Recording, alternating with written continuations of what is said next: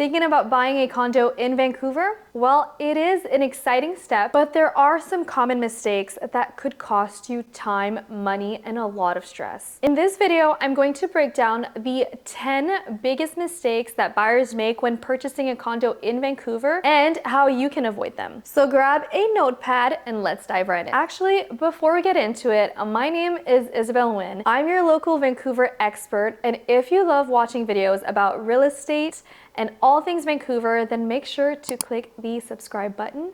Now let's get into it. So number one is not understanding strata fees. Strata fees cover things like maintenance, building insurance, amenities, and sometimes even utilities. But here's the thing. A low strata fee might seem appealing, but it could also mean the building is underfunded, leading to future special assessment. Now, what is a special assessment, you might ask? A special assessment, or special levy, you might call it, is a charge imposed on a unit owner to cover for a large-scale expense for either a major repair or an upgrade to the building. So for example, if the strata doesn't have enough in its contingency fund to replace the building's elevator, they will ask the owners to pay up front, say $50,000 each, to cover for it. Of course, depending on the size of your unit, you might pay a little bit more or a little bit less. So with that being said, a higher fee might actually mean the building is well maintained and planning ahead. Reviewing the strata budget, understanding what's included, and see if the contingency reserve funds is actually healthy. Number two is ignoring the strata documents. So strata documents might be boring and overwhelming to go over,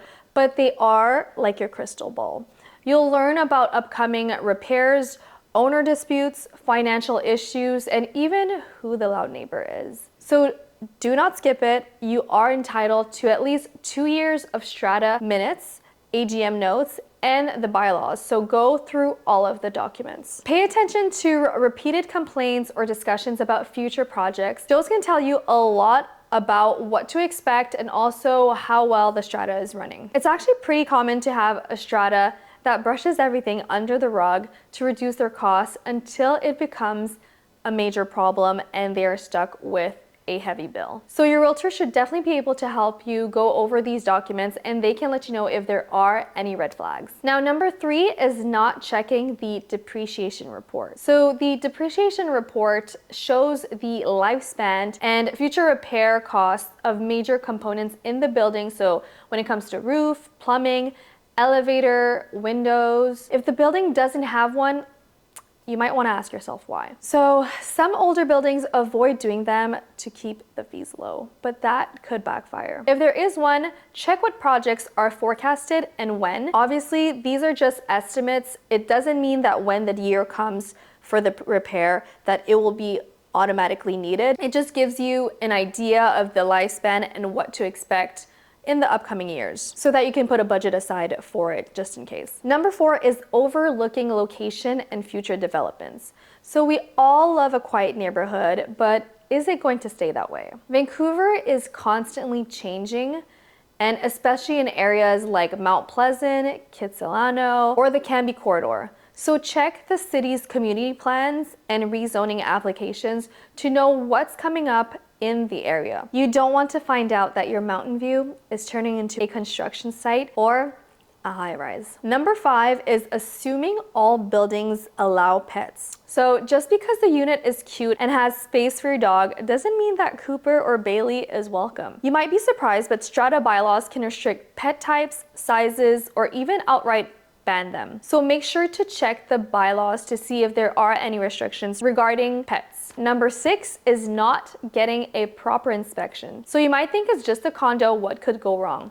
Actually, a lot. From fraudy plumbing to outdated electrical to hidden water damage. So an inspection can give you the peace of mind and actually negotiation power. The inspector will walk you through the property and let you know what exactly are the repair needed and if there are any issues with the property or the building. Once you get the inspection report, you can definitely get the seller to either fix these damages or you could get compensated for it. Number seven is forgetting to check parking and storage. Not every unit comes with parking or storage, especially in newer buildings. And in Vancouver, a parking stall can add serious value. So make sure what you're being offered is actually included in the contract. Ask for the legal parking stall number and locker location, and make sure they're assigned to your unit, not just rented separately. So when I write a contract for my clients, I always make sure to add the assigned parking unit number and the storage locker in the contracts so that there are no misunderstanding or issues when comes time to get the keys to your new property. Number 8 is underestimating closing cost. So you save for a down payment, that's great, but don't forget about closing costs. In BC, you'll need to pay property tax, transfer tax, legal fees, potentially appraisal costs, and maybe even GST if it is a new build. That can add thousands to your budget, so make sure you factor this into your affordability. Number 9 is not researching the developer or builder. So if you're buying a pre-construction, it's not just about the floor plan and what it looks like. You're gonna want to look into the developer's history. So do they deliver on time? Do their buildings age well? How is the quality of their buildings? Check for lawsuits or complaints. A glossy marketing brochure doesn't guarantee quality, so reviews and past projects will tell you the truth. And finally, number 10 is not working with a realtor who knows condos. Buying a condo is not the same as buying a house, and there are strata rules, financial documents, and a different market dynamic. A knowledgeable realtor can definitely guide you through all of that, help you negotiate, and protect your interests. Do not do it alone, especially in a competitive market like Vancouver. So there you have it, your 10 mistakes to avoid when buying a condo in Vancouver. Now, make sure you do your homework, ask questions, and get the right people on your side. If you found this video helpful, give this video a thumbs up, subscribe for more real estate tips, and drop your questions or condo horror stories in the comments below. I read every single one. So thanks for watching, and I'll see you in my next video. Bye.